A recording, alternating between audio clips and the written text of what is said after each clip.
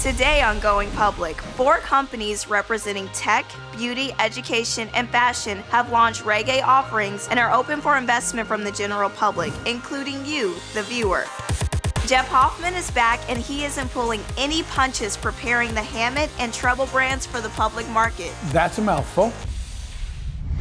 Including a branding opportunity that takes Going Public all the way to Mexico City to work with a music superstar. Meanwhile, Proven is getting some crucial advice on expansion and scale from a mentor that knows her stuff. The more customers see other customers being featured, the more they're going to want in on it. And finally, NGT Academy gets their own education from a potential investor. Are you hiring a CEO? This is the reggae journey. This is Going Public. On Going Public, you're going to hear from 4 companies that are open for investment from the general public, including you, the viewer. The companies have all filed an offering circular with the SEC that you should read carefully, including the section called Risk Factors. Head over to goingpublic.com for more info.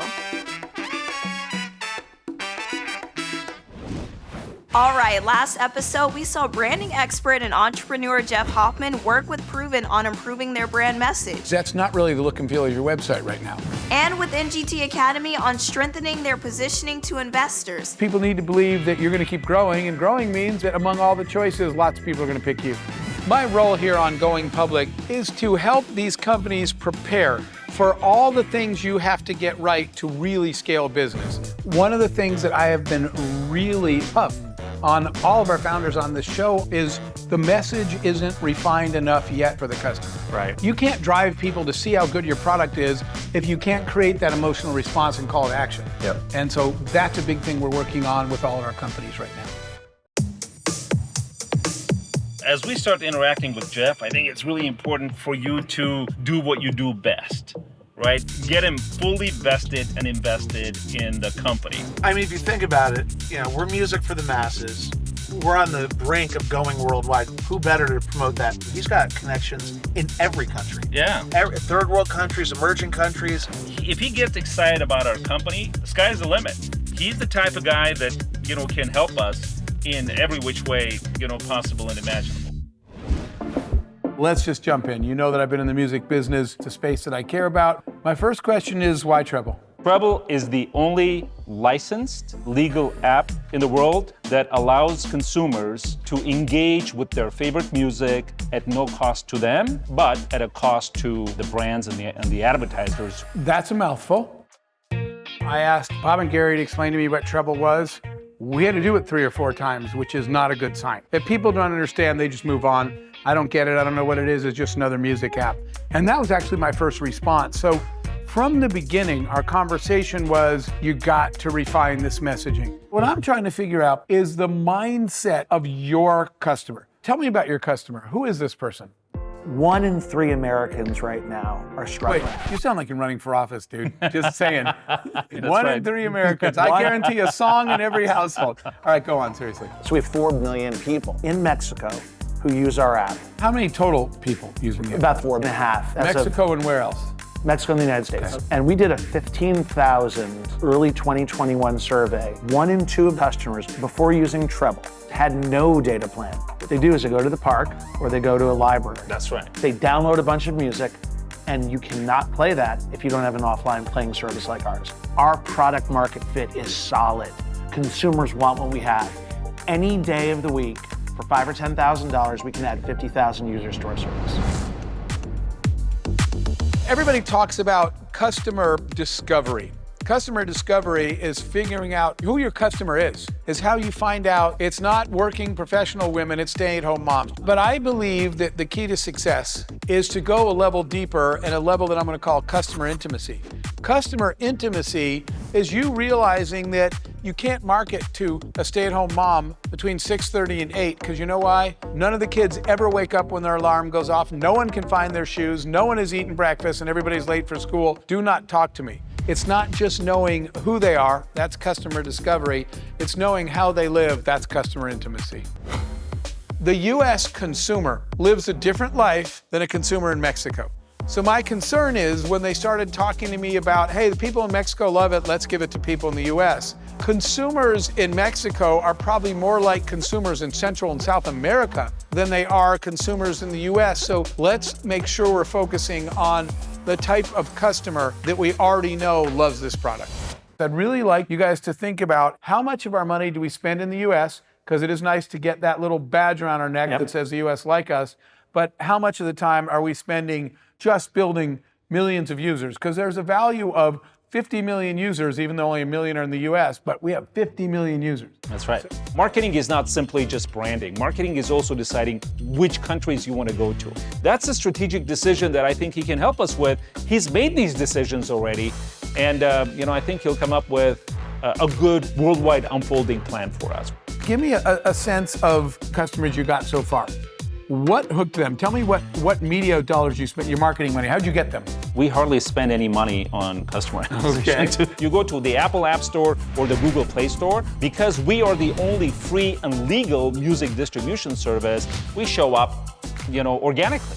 I mean, we did do a little bit of branding, mostly in Mexico, bringing on board some big and important retailers and brands, because as you know, we're a scale then monetized business. So you need to have minimum monetizable scale. Right. So with Televisa, they own a piece of the company, as does Univision. We created a show called Treble Presenta. And then we had some of the best Latin American artists, like Camilo, like Sebastián Yatra, like Anita, promoting Treble as a brand where these big artists can distribute their music.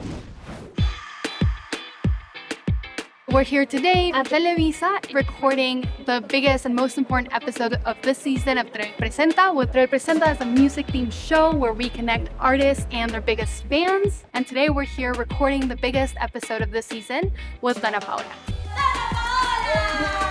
¿Qué tal? ¿Cómo estás? Hola a todos, qué placer. Dana Paola is the biggest Mexican pop star. She's an amazing singer, amazing actress. We're very excited to have her on the show today. Televisa is the biggest broadcasting network in the Spanish-speaking world. They have more than 20 cable channels, 4 broadcasting channels, and they reach about 95% of homes in Mexico. Televisa's relationship is very important for Treble. With Televisa, we've been able to reach a massive audience all around Mexico, and we've also been able to do things like what we're doing here today. Para nosotros los artistas es increíble que siga habiendo más plataformas donde puedas streamear nuestra música. Y así Treble te da la oportunidad de hacerlo legal y sin límites. Así que no olvides descargar la app y disfruta de mi música en Treble. I love that this is a company whose founders are a little bit older. They think really big, right? Just look at the inception of the business. Gary, not really a background in music, gets deals done with all 3 of the major labels. There's something they're doing really well in Mexico now that got them 3 million users. Yeah. But do they stay on target with the things they're good at doing? The one thing that Gary's pretty adamant about, and Bob likes to tout a lot too, is that he's literally cracked the code on how to add more users. If indeed that algorithm has been cracked and all he needs to do is turn it 3 cranks to the right, that they go from 3 million in Mexico City to 10. Can you do it? Can you show us you can do it? Their ability to very clearly articulate the strategy, it's a little bit fuzzy. That's the part I'm watching for the most. Why waste a dime on the US market? None of the competitors want South America, Africa, and the rest of us. Then we should take every dime we have and we should go after every market that they don't want, because our solution serves that market and theirs doesn't.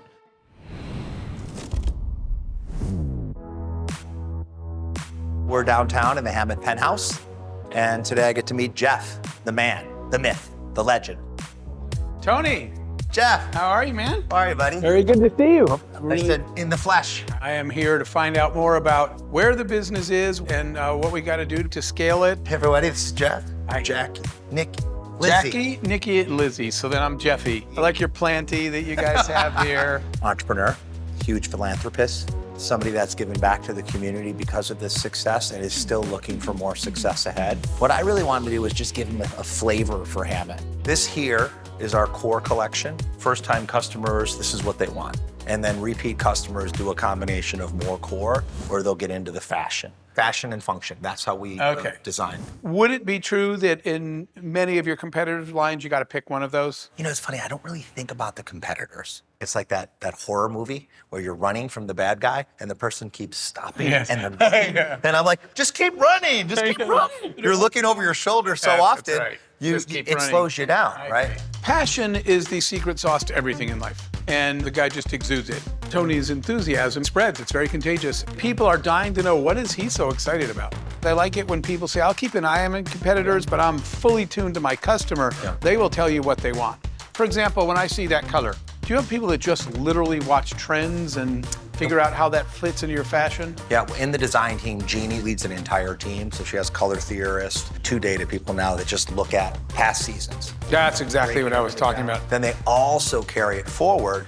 So it's a combination of what worked in the past and where are the trends going. And that's what ends up being something like this. Okay. I always do this whenever I encounter a new company, is try to find out sort of mystery shopper. I actually walked through a Dillard's and looked at a Hammett display, and I was asking people, like, hey, what's this brand? The good news was the people that know the brand love it. The opportunity, I'm not gonna say bad news, was there's still a lot of people that don't know this brand, and that's all upward growth room. Let's go grab Andrew and we'll continue this conversation.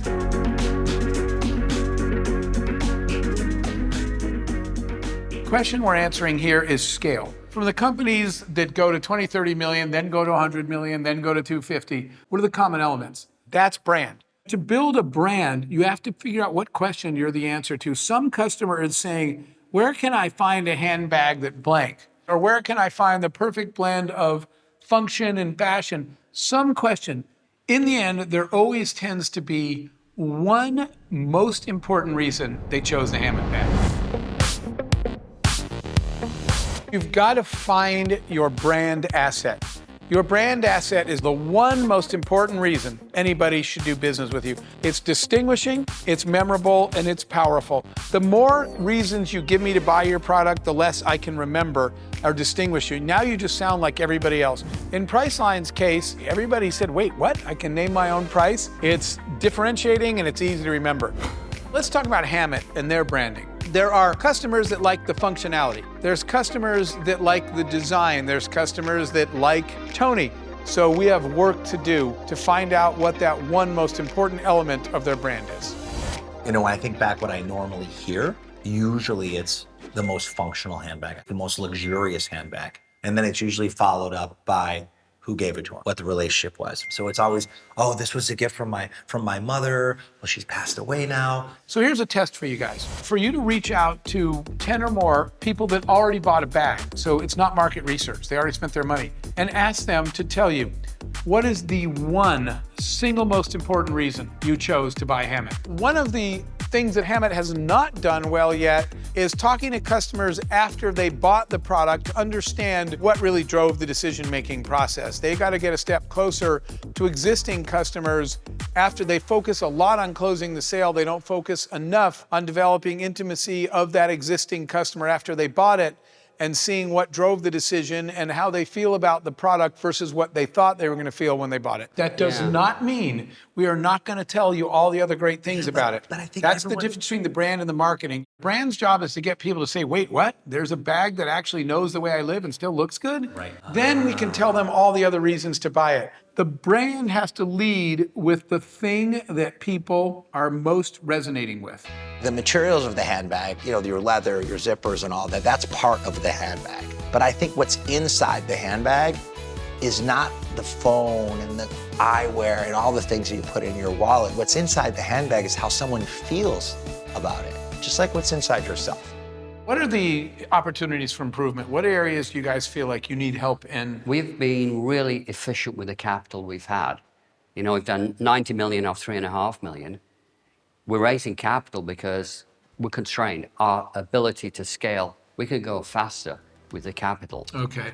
If you had $25 million today, how would you deploy that capital? From my perspective, more of the same. I really believe with the right investment, we could grow doing everything we're doing right now. Okay, so that money goes to what percent of that is marketing? I just want you to give me the high-level pie chart. We're doing about 30% would go for marketing, Okay. We'll put somewhere like 20 to 25% to have the supply chain inventory. So we can move fast enough to deliver. And then we have to add to our number of employees. And we have to bring in a little bit more experience, because if we're going to get to a level where we could IPO, we also have to bring in people that have done that. Hammett is very well focused on production and on operations. That's definitely Andrew's strength. Tony is the brand cheerleader. But marketing strategy, I think they need more talent in the marketing and the strategic side of that business right now. I was really impressed that you were able to get through the wall, the exterior, with CEOs and entrepreneurs who are trying to put their best foot forward and put their best face on. I saw you break through that. Yeah, that was a big question when we started this show. Would they be more worried about the appearance or the real answers? And luckily, those people are the ones that actually care about making their business work. Part of the talent of brilliant CEOs is they know when to be honest. You can be a great leader and still not have all the answers. Here's the thing no one will tell you, that I learned the hard way. You're supposed to know all the questions. If you pretend to know the answers, we already know you're lying. Right. But what we want to know is, do you know the list of questions you need answers to make your business work? Because a lot of times my conversations with our founders on this show start with, I know you've done this before, Jeff, that's why I called you. Right. But, for all of us, none of us ever stop learning, right? Every call I'm on, I'm expecting I'm going to learn something new from Amy or Ming or TK or Bob or Gary or any of our people on the show. I can learn from, we all can, every single day. So I love these calls because every day is a new learning opportunity. Okay, by the way, I think I ate a prune cookie and we're probably going to need a break. To that. Because... I'm excited about meeting with Jaime. She's our only female mentor.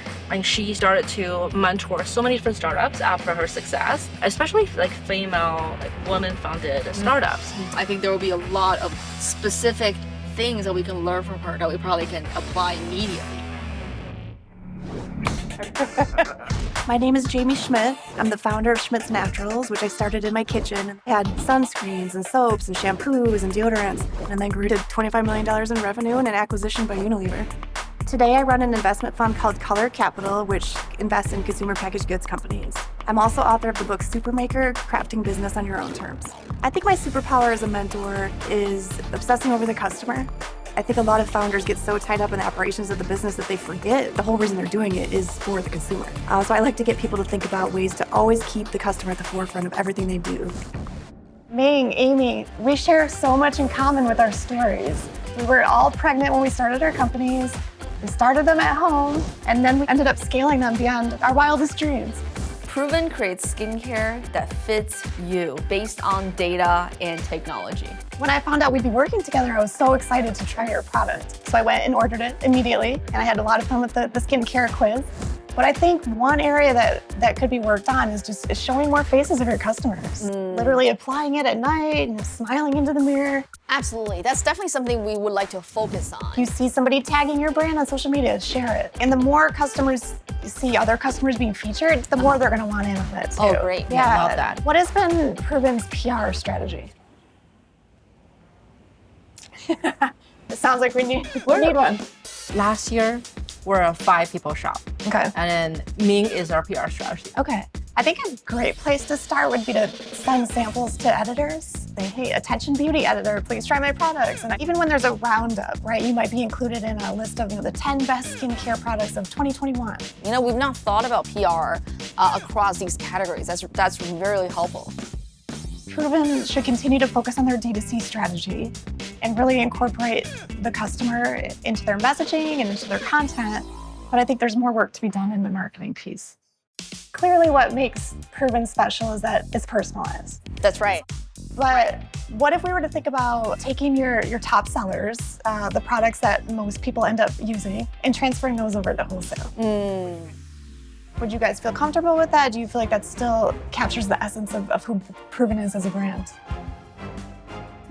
I know they're skeptical because they want to stay close to the customer. They want to keep that experience personalized. But for a brand like Proven, there's big money in them partnering with the right retailers and really tapping into new customers that they aren't getting right now on their website alone. I think that's possible, although we would want to think about the factors that we want to take into account. How do we also think about that as we, as we serve people on the shelf? We operate a business in a personalized way where we really try to understand our customers as well as we can. First, one idea that we have is like, what if we had these special, almost like vending machines, like digital vending machines where they can answer some questions about their skin? Like, what if we had that in all the airports across the world? I love that. Like we innovated on skincare as an industry, we also have to innovate on how retail currently operates as well. Think about both, the traditional way of doing things as well as innovative ways that really bring out the differentiation that Proven has. I think something like a vending machine in the airports is an amazing opportunity for them to expand beyond D2C, but also keep that really personalized interaction with the customer. I want you guys to put more thought into it. I think there's a real opportunity here. So some homework for you guys. This is so LA. So fun to see these stores. Yeah, absolutely. We feel really energized from the meeting with Jaime. We have to think about how do we take the business from where we are now to a tremendous business that has footprint all across the world. I think this inspires me to speed up our Retail 2.0 plan. Tell me more. I mean, what if we put smart vending machines on like a big screen of how the skincare is formulated personally for them? They can take our skin genome quiz right there on the display. We stock the SKUs based on the geolocation, the season of that time, and then this demographic mix of that region. That's right. Really love that idea. It takes more innovation to bring a brand like Proven, which is customized, into the retail location, which is why you haven't seen many of these kinds of manifestations. Imagine Proven vending machine right here. Yeah. The whole vending machine could look like the Proven silver mirror futuristic bottle. Absolutely. It would really draw people in. It would make people have to check it out. They have no choice. Right. All we do is innovate. So I am confident that we'll come up with a very ingenious way to tackle smart retail for Proven as well. In fact, we're already working on it.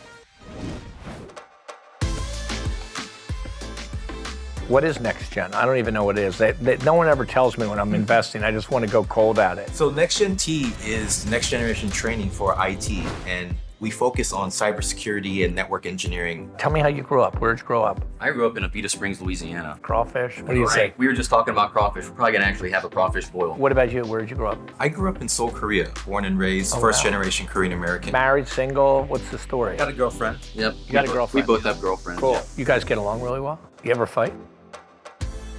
Chris, it's a little much different, actually, not much different, much different than any type of investor meeting I've ever been in. I have different ways in which I think of investing. First, I look at the CEO. Are they tenacious? Are they creative? Are they willing to work hard? A lot about the history of who they are. So that's what I look for. How long have you guys been in business together? We've been doing this business for about 5 years now. Are you making money?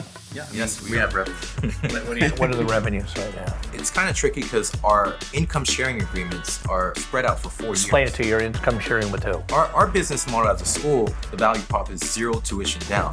You pay zero tuition and we will train you for free, and we take a percentage of your income for 4 years. Awesome. And as a payment cap of $25,000. 10%. I love that. Not only that, it only takes 4 to 6 months for the student. I love that. Where's the campus, or is it all online?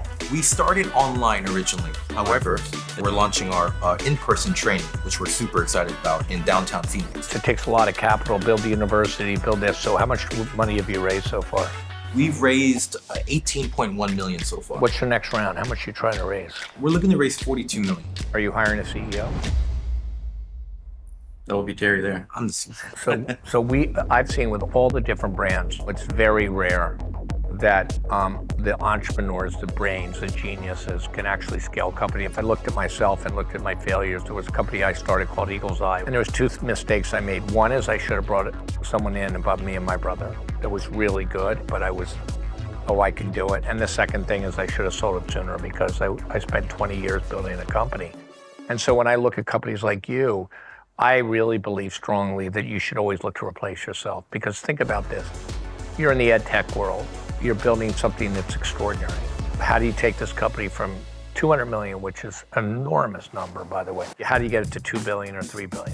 Where they're going is amazing. I love the fact that students today are going to get an education for a low amount of money, but I think it's critically important that they hire great headhunters. They have the opportunity to build the next generation of education, or they could go wrong. Chris was cool. Yeah, Chris. Chris, I thought, really got our business. I felt like he was passionate about what we're doing too. He really got our mission. It almost felt like, for me, a mentor session. He really wants to know you, I realized, and get to know you, who you really are before you dive into the business side. So I really appreciated that. I felt like he might actually even, and it seems like he's interested in investing in our company.